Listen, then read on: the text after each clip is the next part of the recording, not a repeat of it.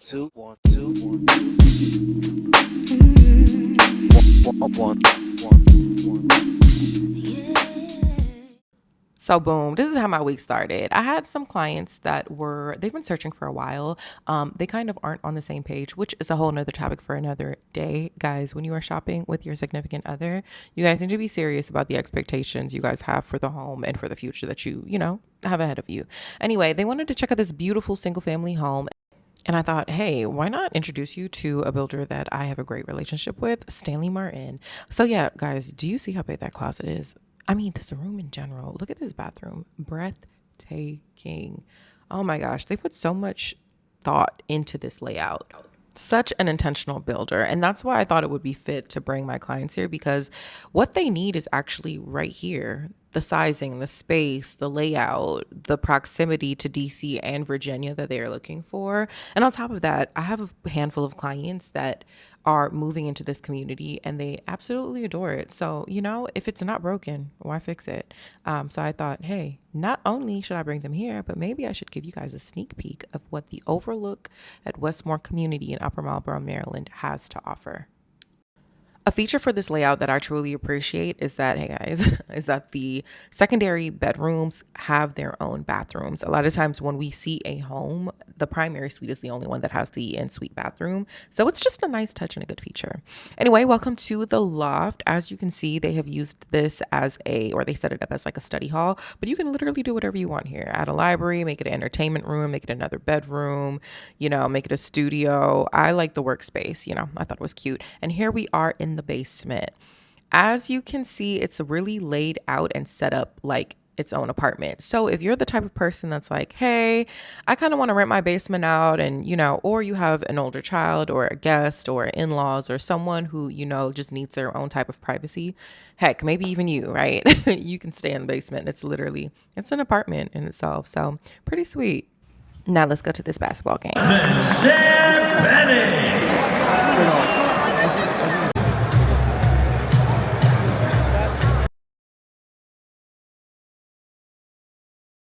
LOL, I look so tired. Anyway, come to this home tour with me, guys, out Upper Marlboro again.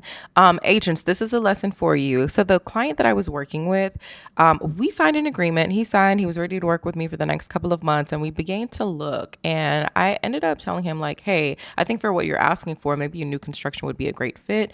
And he said yes, he thought so too. And we decided to move forward. Long story short, this is why it's important to explain what the buyer agreement means and to have a relationship with the builder. He was actually under contract for a new construction for the exact same builder. He just wanted to see if he can get a better offer and a better deal with another agent. Which from his perspective, I get, right? You're purchasing a home, so you want to make sure you're getting the best deal possible and that you're working with the best person possible. And so, yes, I understand that. However, if it wasn't me, it could have been another agent who could have been petty and said, you know what, I'm still going to charge you. You signed with me, and now I'm going to make sure that even though you're compensating this other agent you're working with because you signed with me, you're now obligated to compensate me. So you got to be really careful as a buyer that you're not signing with more than one agent, because that just means at the end of the day, you're going to have to pay them. And agents, make sure you're asking upfront if your client is signed with another agent before moving forward. Now, although I did, my lesson going forward is just to explain the consequences. Now come with me to go to brunch with my homegirls. Ladies and gentlemen. You said tuck your shit. Oh, I was about to say, dang, somebody about to rob us. Yes, sir.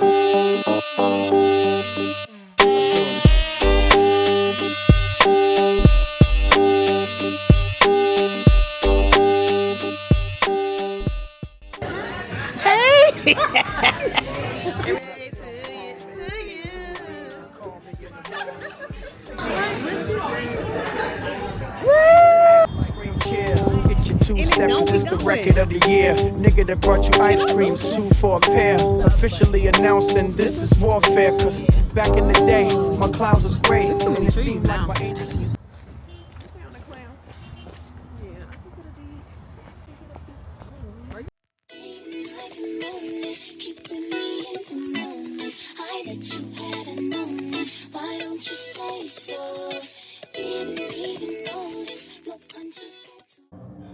Hey guys, okay, I'm back home. back inside. The girls ended up going to get more dinner. The girls tired. So I'm about to just take a shower, about to wrap my hair, tie my hair up, put on some Fenty butter, and I'm going to bed. So I'll talk to you guys later. Here we are the next day at an open house. If it is one thing about real estate, baby, you have to schedule in your rest. But yeah, today is Sunday. I'm hosting this beautiful open house here in Silver Spring, Maryland. There are about 5 to 6 bedrooms here. Pretty big, pretty big. Agents, anytime you need to revamp or re-up your pipeline, open houses are the way to go. You want to make sure that it's in the area of your choice. You want to make sure that it's in an area that you can definitely service consistently and efficiently. And so, yeah, if there are other agents that are on your team, I would say reach out to them, see if they would allow you to host an open house. Guys, look at this room. Isn't it? The storage room down here is crazy. But yeah, just a little tip for those of you who are looking to gather more clients. Speaking of which, if you're trying to get more clients, look at real estate like a chair. Someone told me this a while when I first started, but those 4 legs that hold your chair up need to be your pillars of lead generation. So is it social media? Is it Zillow? Is it open houses? Is it your sphere? Do you host events? What are those 4 that you do that constantly put you in front of people? So yeah, just food for thought. Hey, this little room back here, very sneaky. Very sneaky. I would definitely I liked how they put the piano back here for sure. I mean, of course, you can use it for anything that you want, but it's a nice little invisible hideout. Anyway, back on the streets. Say hi to my girls. Oh my gosh, we have not been able to link up in the past year or two. So crazy. Anyway, our girl who moved out of town found the love of her life, and now she's getting married. And so today is her bridal shower. Doesn't she look absolutely gorgeous? All right, guys, come celebrate with us.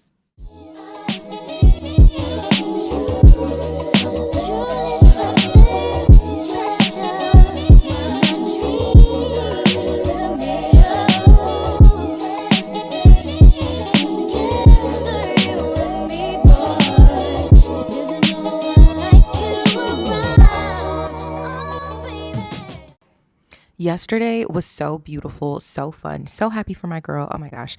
But yes, we are back at work. Today, I have an inspection for one of my buyers.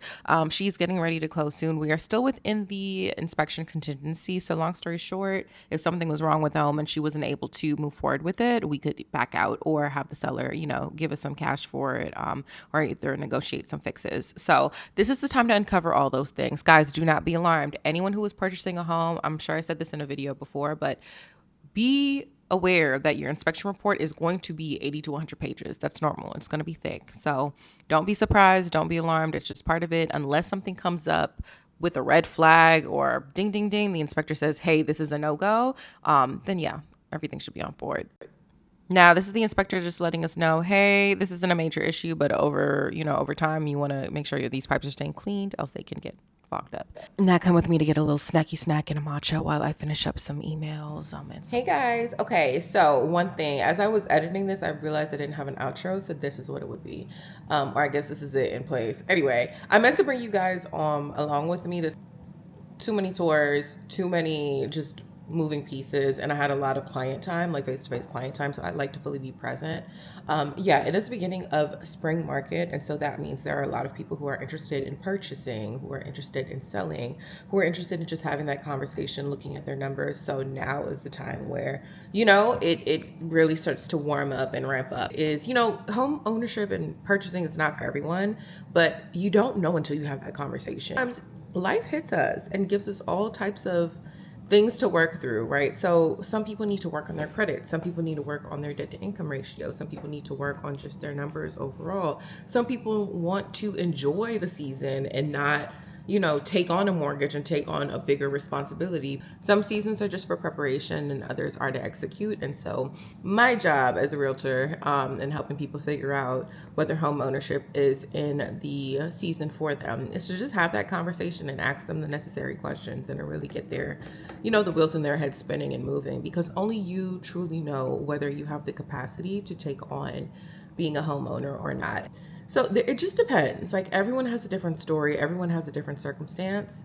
My job is just to ask you the right questions to make sure that, hey, do you know what is right for you right now? And what is your plan? You know, how are we going to scale and make sure we're positioning you so that in the next 3, 4, or 5 years, if this is something that you want to accomplish, how do you stay on track?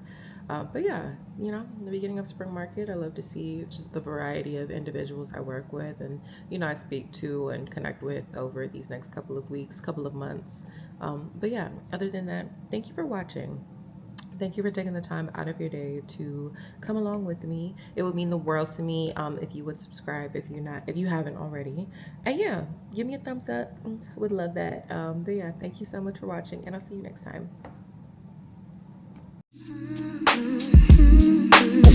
One.